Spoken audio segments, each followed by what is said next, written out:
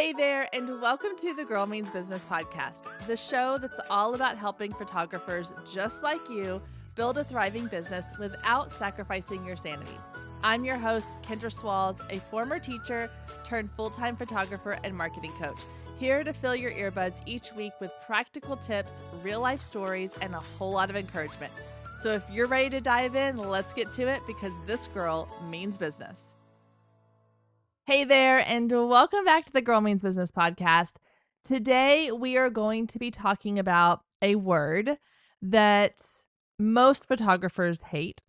A lot of photographers hate. I have been in that boat. I was that way for a long time in my business. The word is niche or niche, however you prefer to say it. And I think the reason that this word is such a love-hate word in the industry is because there are a lot of people, and you may be one of them listening to this, who don't fully understand the value of niching down in your business. And so we're going to talk about it today because my goal and my hope is that we can change the stigma around the idea of finding a niche, change it to more of an idea of finding your focus. Because niching down in your business does not have to mean that you are excluding people, excluding potential clients, or excluding potential income. It doesn't have to mean that you become this sort of, closed door business where you have to have a secret knock and handshake to get in. That's not what it's about. It is about having a focus so that you have a direction for your business to go in and you know exactly who you're attracting or who you want to be attracting. And you know exactly what you can do in your business over and over and over again to get the same results. Does that mean that you can't do other things on the side? Absolutely not. Does it mean that you are only going to do this one thing for the rest of your business career? Absolutely not. And we're going to get into all of that. But I want to just have you take a moment. If you're one of those people that have been like, I refuse to niche down. This is not for me. I want to be for the people, for all the people. I want to do all the things. Then I am hoping that you will take the next few minutes of listening to this episode and just open your mind to the idea of why and how to niche down your business so that you are creating a business that you love, that you are excited about, and that you feel like is successful for you and whatever standard that is for you. So my own experience with this is I started out my photography business very broad, which I am all for. If you are brand spanking new to photography, please try all the things because how are you going to know what you actually love unless you are trying all the things? So I'm not saying that you need to from day one have a niche unless you absolutely already know what you want to do. Do all the things, but only do all the things until you realize they're not the things for you. So when I started my photography business, I actually started it with my best friend. And we were both teachers at the time. And we were like, okay, we could do this. We could totally start a business. And so we started it together. And our first paying client was one of her coworkers that she taught with who had just had twin newborns.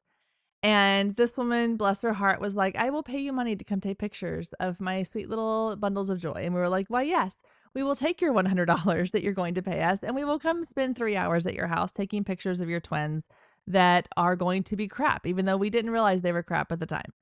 But then again, this is what new photographers do. And I encourage you, go try all the things, okay? Because you learn from it. So we went to her house and we brought the beanbag from my friend's her son's playroom with a sheet over it. And we put the babies next to a window and we had Googled or Pinterested all of the poses we could find and we made it work. And we, they were not great. They were not going to be great, but the mom loved them or whatever. So we both left that experience very differently. She left that experience going, I want to learn more about this. I enjoy this. The newborns were her thing. And she got very excited about the idea of how can we do this better next time? I left there going, how can I not ever do that again? Because I was like, this is not, the baby thing is not for me. I will love on your baby all day long. I don't want to have to be responsible for your baby and taking pictures that you saw on Pinterest. And so I quickly learned that like I really wanted to photograph adults and teenagers, people who could take direction. And so it became very apparent that our personalities led us to different styles of photography that are different business models than each other. And that's totally fine. And like we ended up creating separate businesses, and she had a thriving newborn business for years because she loved the control of it. She loved the idea of this quiet, calm studio setting, lights down, like studio setup with lights, soft music playing, the calming snuggles of with babies, like all those things were her jam. And she really thrived on the consistency piece of it. For her, it was, if I do A, B, and C, I'm going to get X, Y, and Z every single time.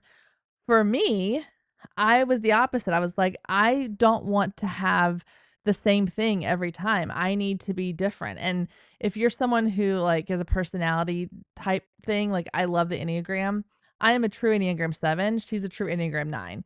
Like you give her calm and consistency and she thrives. I need to have chaos and variety, or I get bored and move on to something else. And so for her, that was the perfect niche for her, was this like calm, sweet newborn studio posed, sessions. For me, it took me a little bit longer to really understand fully my niche. I knew that I loved outdoors. I knew that I loved working with like adults and teens.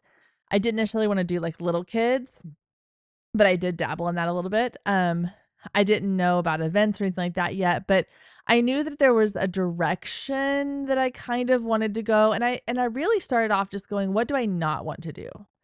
And so if you're in that phase again, where you're like, yes, please go experiment with all the things if you're still brand new, but start weeding out the things that you don't enjoy. So if you leave a session, let's say someone hired you to come photograph their 8-year-old's birthday party, and you're like, yeah, I'll do that. And you go do it and you're like, oh, that was miserable. I don't want to do that again. Check it off your list. You're like, I did it. I don't love it. I'm not going to do those anymore. Or maybe you're like me and you leave, a session where a family has little tiny baby and toddlers, and you're like, I can't make funny faces and talk about poop jokes to make kids smile. That's not me. Like I need to be working with adults. Then cross that off your list. And then start going the other direction too and go, okay, well, if I don't love working with newborns or kids, what do I really enjoy? Well, I really enjoy, for me, it was working with like high school senior girls. I loved how excited they got to bring cute outfits and get their hair and makeup done and like do fun, crazy things that like were outside the norm and find really unique locations to shoot at and, just have fun and play and kind of be silly, but also like, this phase of their life where they're getting independent and they're fixing to go off on their own. Like that was so exciting for me. And I still love that. And so when I was able to really kind of make like a this versus that list in my head, where I could say, I don't like these things, but I do like these things, it allowed me to really kind of hone in on those things. And so if you have already done that, that's amazing. Now I want you to go even further. So from there, here's what I need you to, or I want you to do. I don't need you to do anything, but I want you to do this thing for me. Is if you're at a place you're like, okay, Kendra, I hear you. I've done that. I've already kind of made like a this versus that list in my head. Like I know that I don't want to do events and weddings. Those terrify me. They give me anxiety. I don't want to do that. Okay, great. I don't want to do then like couples and engagements because then I have to tell them I don't do weddings. So that crosses that off the list. Okay, great.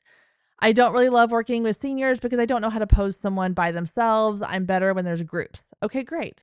So then you're like, okay, well, I really like doing families and I really like doing like milestone sessions or maternity sessions or newborn sessions. I like doing all of those. That's great. You've already kind of put yourself into a semi niche. You have a semi focus. And so what you need to do next is take it one step further. Okay, what is it within that semi niche you've already created that you love the most? Is it a style? Okay. You can, when I say I want you to niche down, I'm not saying you have to pick one session type and do that for life. I'm not saying you have to be only a studio newborn photographer. Your niche, your specialty, your focus can be a variety of things that set you apart. But the whole purpose of a niche or a focus is to set you apart from what everybody else around you is doing so that you become the expert in the eyes of the client. And I'm going to get a little sidetracked here for just a second, but I want to give you an example of this. So there is a hair salon I used to go to. I love, love, love the owner. I've done photos for them for years. And she has a great salon. She has a great stylist. She does an amazing job of creating experience for her clients. And what I love about her is that she's always learning new things. And for a while, she had kind of this one-stop shop salon. So you would come in, you had your stylist. They also had like a separate room where they had like a lash lady, or they had someone who would do, I think, facials for a little while, like kind of an all in one place. And then she was like, you know what? No, I want I want to niche down even more. And so she became known for extensions. Like she's really, really good at being like up on the latest and greatest trends when it comes to getting extensions. And so now, while she'll still do obviously like cuts and blow dries and simple colors, all that kind of stuff, people come to her because she's known and she's created this expertise in her genre, her niche. For if you want extensions, that's who you go to. Because not only is she going to do an incredible job, she's going to be up to date on the latest technology or the latest version of extensions, the latest, I don't know. I don't know extensions. I'm getting it over my head here, but you get my point. Like you can still go to her and get your hair cut and colored, or one of her stylists and get your hair cut and colored and all the things. But she's become known in her industry, but also in her community as this person you go to. So when someone is talking to their friend, they're like, yeah, I've been thinking about getting extensions. Oh, you've got to go see so-and-so at this place because she does an amazing, amazing job. And that's what she is like specializes in. And same thing when you think about like doctors and offices. Like if I am going to go see somebody because I'm having, heart palpitations, I'm not going to go to like just my general practitioner. I'm going to find someone who like specializes in that thing because they're going to have a deeper understanding. They're going to have a better knowledge. They're going to have more training, more specific training on these things. And that's what we're doing within our photography business. Is you're not saying I'm never going to talk about or do these other things, but I want to be known for this thing. So getting back to what we were talking about as far as like, okay, you have your sort of semi niche, you like doing families and little like young families. So maternity, newborns, families with little bitty kids. So now I want you to think about like what within that do I really love? Do I love doing all of those things in a studio space? Is that what my specialty is? That I can really create these timeless, portraits that are maybe really art centered or, highly like not necessarily highly edited, but, polished, kind of high end magazine style portraits. Is that what I do? Is that my niche? Am I known for my natural lights?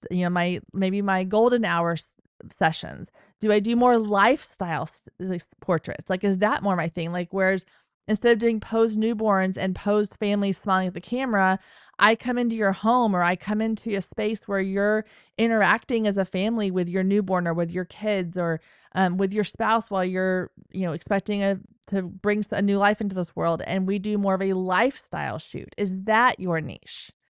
I think we've gotten so stuck on this idea that when someone says niche down, we all immediately go to this idea of I have to pick one type of session and that's my niche. But your niche can be based on a variety of things. So your niche can be, like I said, that you're a lifestyle family photographer or a lifestyle portrait photographer, or you're a film photographer, or you are a fine art photographer. there can be a style aspect to it. It can also be based on sessions. You can say, I am specifically a wedding photographer. I am a boudoir photographer, a senior photographer. Like you can niche down in that way. You can also niche down in the sort of editing style, which kind of goes back to style a little bit, but maybe you are someone who really loves like emotional black and white photography. And that's what you kind of put out there is like you are someone who like I love love love the contrast of like the darks and the shadows and the lights, and I want like movement and emotion and all these things, but you can do that with a variety of session types. Or maybe you're someone who's like, I do bold, bright, powerful pops of color. And if that's what you're looking for, I can do that. And we can do that with families. We can do that with seniors. We can do that as, for weddings if you want, like all the things. So you don't have to niche down in the sense of like, I'm only going to photograph one thing for the rest of my career. The other thing I want to touch on here is once you have found your focus, your niche, you don't have to stay with that forever. Nothing is written in stone. There's nothing that you have to like submit to the powers that be that says, I am here and forever going to be a wedding photographer. I am here and forever going to be a lifestyle family photographer. There is nothing that is binding you to that. So if you do that for a few years and you're like, well, I kind of really love this other thing I've started doing, pivot, do that. I did this several times in my business. I was a wedding photographer almost exclusively for about 5 years. And then I started getting into boudoir photography and I was like, I don't want to do weddings anymore. I want to focus on boudoir. And I shifted and I became known as a boudoir photographer. And then I shifted again and became known as a branding photographer. Like there's so many things that you can pivot to. And if you look at most businesses, they have all sort of shifted over time. Like you think about like Amazon, for example. Okay, that's a big name brand, obviously, but Amazon started off just selling books. That was it. They sold books and they've eventually pivoted to other things and becoming known as something else. Canva. Canva became originally was to help companies create, or schools, sorry, to help schools create yearbook layouts. That was their original plan and their goal for their business. That's what they designed the program for, was for schools to create yearbook layouts. And then it has pivoted and has shifted and has grown to these other things. So take a page out of these large companies and go, it's okay if they can pivot and they can grow and they can evolve and they can change. So can you. You are not pigeonholed into this one thing. So we have to break that mindset that one, choosing a niche is a bad thing. All you're doing is choosing a focus for what it is that you want to be known for in your business. And then two, we have to shift our mindset to this is not me limiting myself to just this one thing for the rest of my life. Okay. You are able to evolve and grow and shift and pivot if you choose to.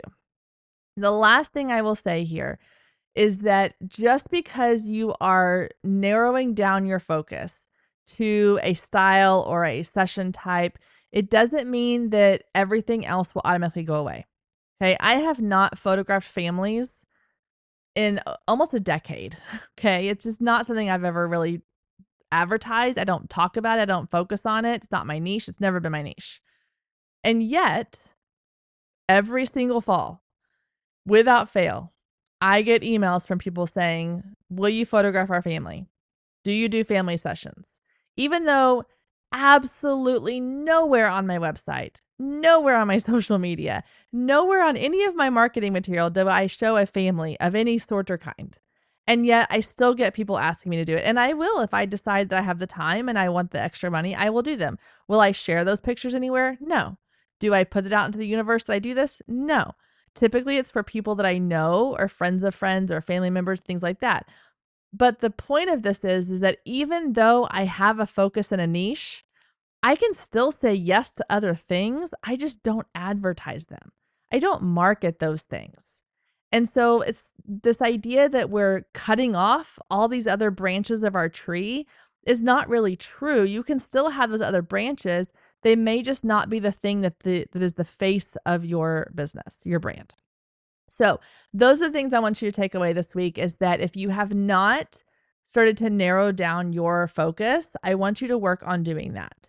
And if you have kind of narrowed it down, I want you to really look at, how can I not maybe even narrow more, or how can I put myself out there online or out into the world as a more of an expert in this area? How can I let people know that this is what I do and I do it really, really well? And we'll talk about more specifically how to do that in future episodes coming up. And so stay tuned, because I've got some really fun things coming up in next week's episode that are going to help you to better understand your niche and your focus and better attract the people that are going to be really excited to work with you. So come back here. I will see you next week, same time, same place.